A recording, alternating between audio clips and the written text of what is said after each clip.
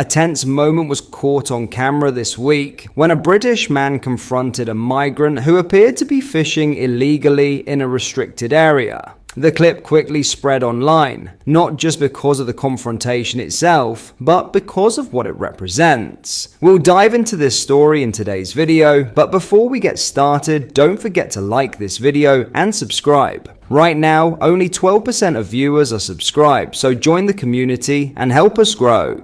In the footage, the man can be heard calmly but firmly saying, "You can't come here and disrespect the rules of our local area."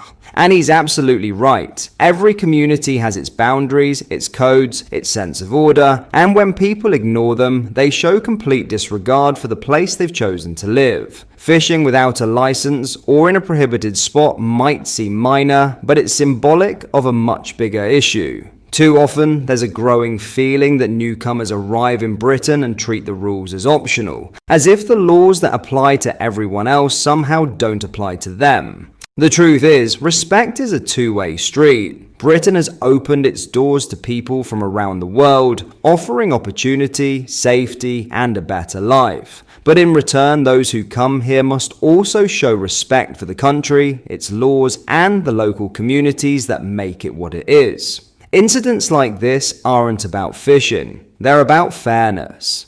When rules are ignored, when locals are made to feel like outsiders in their own areas, frustration builds. And that frustration isn't intolerance, it's a natural reaction to seeing the values of law and respect being eroded. All that man was asking for was simple: play by the same rules as everyone else. Because if you choose to live here, you don't get to pick and choose which laws you follow. Respecting Britain means respecting its rules, no exceptions. Have a watch of this clip. Yeah, just realise that there's no rules. Council? The rules are here. Working for council, you a police officer or something? No, good, bye-bye. No, you don't need to. No, you just respect the rules, mate. Bye-bye. People like this. I mean, look at the state of this. Yeah, don't touch. Look. Why you touch my? You can't. Hey, yourself. Yourself. You fucking disrespectful twat, mate. Who you talking to? I'm talking to you. Really? Yeah, I am, mate. Why are you shaking? Well, you shouldn't be Why doing you that, shaking? mate. Why you I'm not shaking, mate. Dad, this is wrong. Fucking wrong. This is wrong. Okay, This is wrong. Okay. You can't come here and disrespect the rules of a local what area. You do? Call the police. No, I don't need to. Call the police. You're all over it, mate. Okay, all over. call the Why police. do you think that's all right? Because Why for do you me think it's that's all right. fine? For me it's all right. Where are you from? Seaside, Where are you? Yeah, I do. Pakistan. You Yeah. shouldn't, mate. You read the rules at the top of the hill. And You never read the rules. Call the police. The police are At the end of the day, this isn't about fishing, it's about respect. Britain welcomes those who want to live and work here, but that welcome comes with a responsibility. If you choose to be part of this country, you follow its rules, you respect its people, and you honor the communities that make it home. When locals stand up and say, "You can't come here and disrespect our area," they're not being hateful, they're defending the principle that law and order apply to everyone equally. That's what keeps a nation fair and functional. Respecting Britain isn't difficult. It starts with small things: obeying the law, valuing the community, and understanding that freedom only works when everyone plays by the same rules. That's not prejudice, that's patriotism. Because if we don't stand up for our own values, no one else will.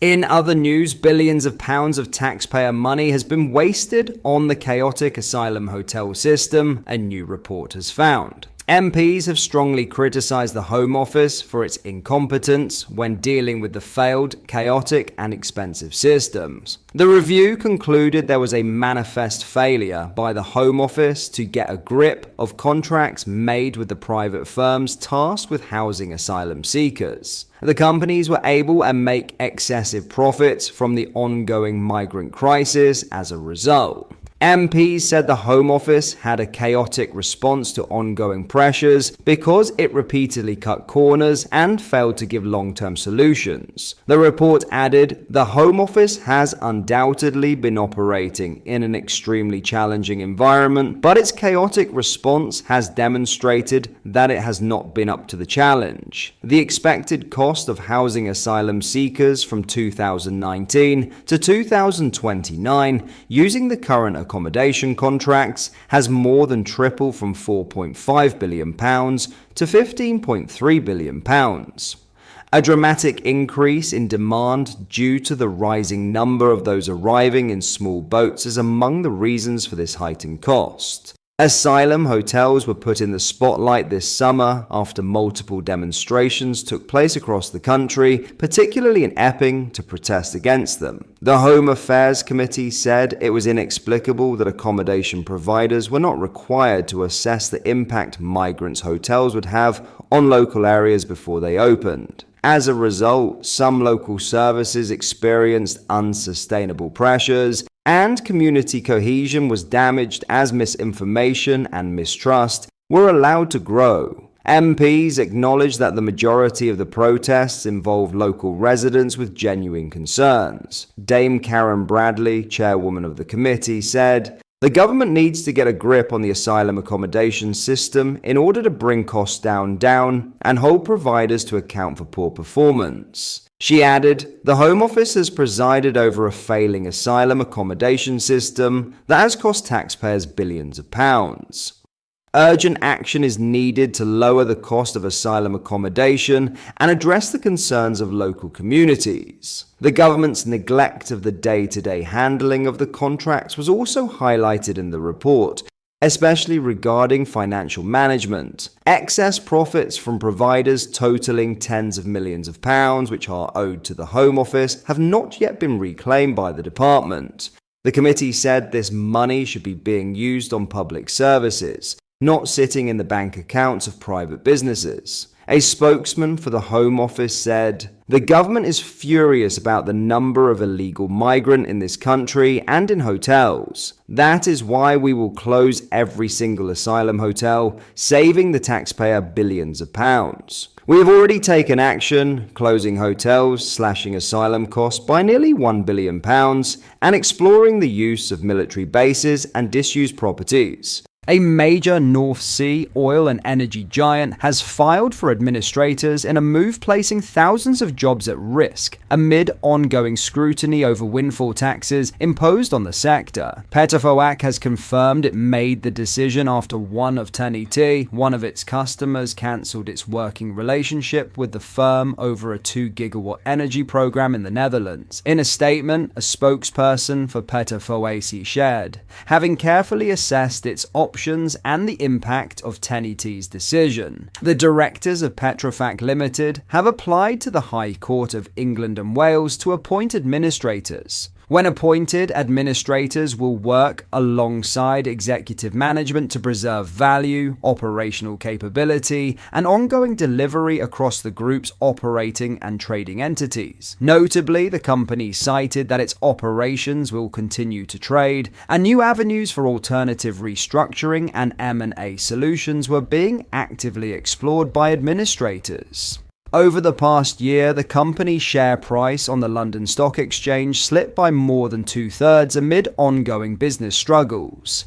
The firm has been forced to contend with a corruption scandal in its Middle East operations and previous disruption at an oil refinery in Thailand. In May 2025, the company's shares were suspended due to Petrofac's ongoing financial woes. The firm falling into administration would be another obstacle the Labour government will have to address as ministers attempt to lower bills and keep the UK energy sector afloat. Ministers have come under over the move to block new North Sea oil licenses and the move to remove fossil fuels from electricity power across households. In recent months, industry representatives have urged the government to axe windfall taxes on oil giant as part of Chancellor Rachel Reeves's autumn budget. Earlier this month, the Tony Blair Institute called on ministers to scrap the 2030 clean power target and prioritise slashing energy bills. Outside of the UK, Prime Minister Keir Starmer is also under pressure, calls US President Donald Trump's administration to expand oil projects in the North Sea. In Holyrood, MSPs have warned that more jobs in renewable energy were not keeping up with the losses across the wider sector. What are your thoughts on what we discussed in today's video? Let me know down in the comment section below. If you have not yet already, make sure you do drop a like on this video and subscribe to the channel for more British content. Thank you, take care, goodbye.